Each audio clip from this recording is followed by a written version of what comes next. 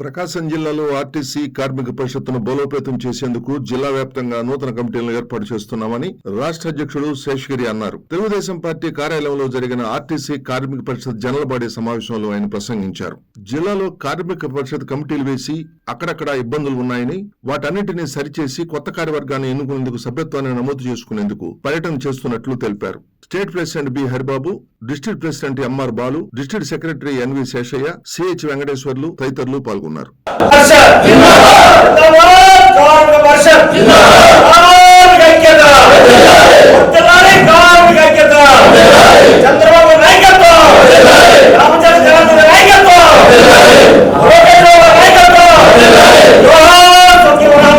Meeting సందర్భంగా ఈరోజు ప్రకాశం జిల్లా రావడం జరిగింది. ఈ యూనియన్ బలోపేతం దిశలో మరి ఇతర సంఘాల నుంచి కార్మిక పరిషత్తులోకి కొంతమంది సభ్యులు వస్తూ ఉంటాం. వాళ్ళని చేర్చుకునే దాంట్లో భాగంగా ఈరోజు ప్రకాశం జిల్లా రావడం జరిగింది. అలాగే యూనియన్లో చిన్న మార్పులు చేర్పులు కూడా ఉన్నాయి. దాంట్లో భాగంగా యూనియన్ అభివృద్ధి దిశగా ఈ కార్మికులకు అందుబాటులో ఉండేదానికి కార్మిక పరిషత్ ఎల్లప్పుడూ అందుబాటులో ఉంటుందని ఈ సందర్భంగా మీకు తెలియజేస్తా ఉన్నాం. అట్లాగే ఈ మధ్య గత ప్రభుత్వ హయాంలో ఆర్టీసీలో కూడా ముఖ్యంగా ప్రకాశం జిల్లాలో ఆర్ఎం గారు అవలంబించిన వైఖరి చాలా కార్మికులకి చాలా వ్యతిరేక చర్యలు చేస్తా, కార్మిక వ్యతిరేక చర్యలు చేస్తా చాలా అందరినీ నష్టపరిచారు. దాన్ని నివారించే దాంట్లో భాగంగా మేము రాష్ట్ర ప్రధాన కార్యాలయంకి ఇక్కడ నుంచి అనేక ఫిర్యాదులు కూడా రావటం జరిగింది. అందులో భాగంగా ఎండీ గారి దృష్టికి పాత విధానాలని అరికట్టాలని చెప్పేసి మేము ఎప్పుడో ఎండీ గారి దృష్టికి తీసుకెళ్ళడం జరిగింది. అందులో భాగంగా ఒకసారి ఇక్కడ కొత్తగా ఆర్ఎం గారు కూడా రావడం జరిగింది. ఆయన రిటైర్ అవడం, కొత్త ఆర్ఎం గారు వచ్చిన సందర్భంలో ఆయన కూడా కలిసి ఈ పాత విధానాల్లో ఏమన్నా ఉంటే దాన్ని సరిచేసి ఇతరత్ర తప్పులేం జరగకుండా సరిచేయాలని చెప్పేసి కలవటానికి వచ్చాం. అట్లాగే ఇప్పుడు ఏదైతే ఇప్పుడు ఈ కార్మిక పరిషత్ అభివృద్ధిలో భాగంగా అన్ని డిపోలలో మళ్ళీ కమిటీలను పునరుద్ధరించి కొన్ని డిపోల్లో కొంచెం మధ్యలో డిస్టర్బెన్స్ జరిగింది. వాటి అన్నింటినీ పునరుద్ధరించి మరి బలోపేతం చేసి బాగా యాక్టివ్ ఉండే విధంగా మేము చర్యలు తీసుకుంటా ఉన్నాం. అందులో భాగంగా ఈరోజు రావటం జరిగింది. ఈరోజు ఈ ప్రకాశం రీజియన్ సర్వసభ్య సమావేశానికి మరి కొత్త సభ్యులు చేరడానికి ముందుకొచ్చారు కాబట్టి ఈ సర్వసభ్య సమావేశానికి వాళ్ళందరినీ ఆహ్వానం పలుకుతున్నాను. ఏదైతే గత ప్రభుత్వం కార్మిక విద్రోహ చర్యలు చేసి ప్రభుత్వంలో విలీనమని ఒక కన్నీటి తుడుపు చర్య చేసి ఆర్టీసీని నిర్వీర్యం చేసింది గత గవర్నమెంట్ గత 5 సంవత్సరాల్లో. ఆ 5 సంవత్సరాల్లో కూడా కార్మికులు అనేక రకాలైన ఈ ప్రకాశం రీజియన్లో కార్మికులు రకరకాల ఆటుపోట్లు ఏర్పడిన మా ప్రకాశం జిల్లా కమిటీ మొక్కవోని ధైర్యంతో అనేక రకాలుగా ఇబ్బందులు పెట్టినా కూడా ప్రకాశం రీజనల్ కమిటీ వెంకటేశ్వర గారి ఆధ్వర్యంలో ఏంటి, రాజేంద్రబాబు గారి ఆధ్వర్యంలో ఏంటి బ్రహ్మాండంగా ధైర్యంతో నిలబడి కార్మిక పక్షాన్ని నిలబడ్డారు.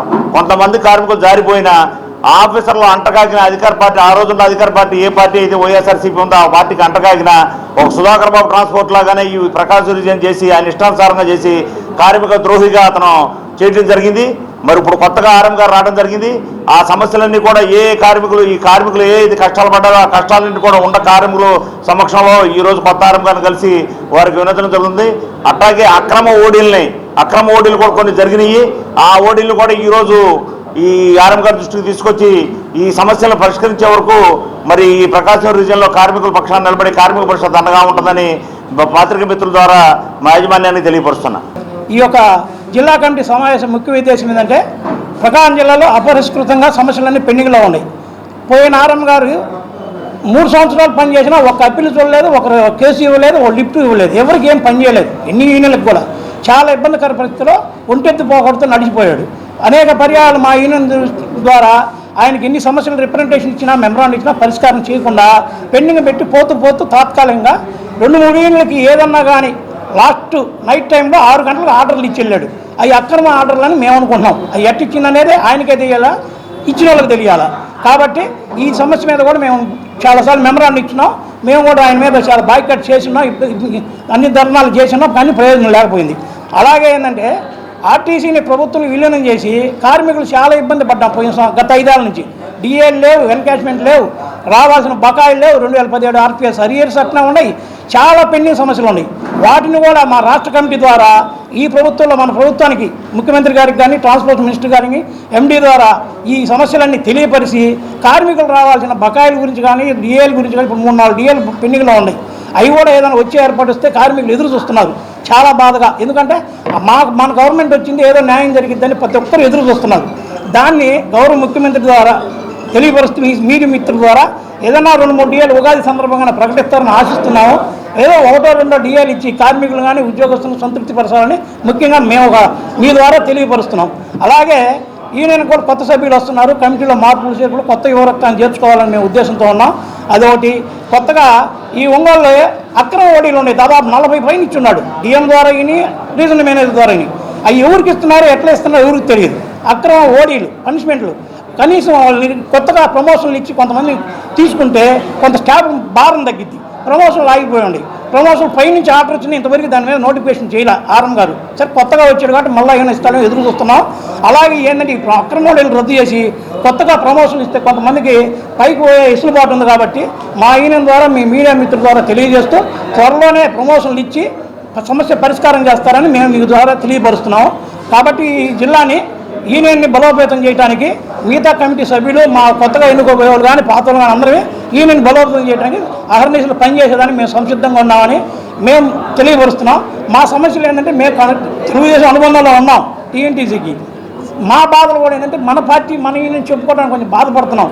సమస్యను పరిష్కారం చేయవలసిందిగా రాష్ట్ర కమిటీని ఒక ద్వారా రవాణా మినిస్టర్కో లేకపోతే చైర్మన్ గారి ద్వారాకో లేదా ఎండీ ద్వారా తీసుకుపోయి కమిటీ వాళ్ళందరినీ పరిశీలన చేసి ఈ రావాల్సిన బకాయిలు కానీ ఈ కానీ కొంచెం పరిశీలన చేసి మనం ఇప్పిస్తే స్టేట్ వైడ్గా యూనియన్ కూడా కొంచెం బలంగా ఉంటుంది.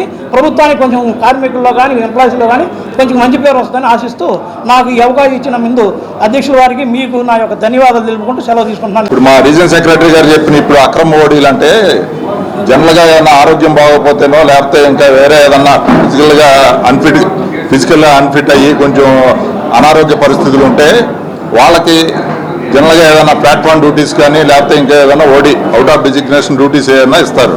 అది గాలికి వదిలేసి ఊరిని వీళ్ళని ప్రసన్నం చేసుకోనో లేకపోతే వీళ్ళకి ఏదన్నా వేరే రకంగా ఏదన్నా సమర్పించుకుంటే అట్లా ఓడీలు ఇవ్వడం జరిగింది గతంలో ఆర్ఎం గారు. వాటన్నిటిని ఇప్పుడు మనం అర్జెంటుగా తొలగించాలని చెప్పేసి మేము పై కమిటీకి కూడా పై నాయకత్వం రాష్ట్ర నాయకత్వానికి తెలియపరిచారు వీళ్ళు.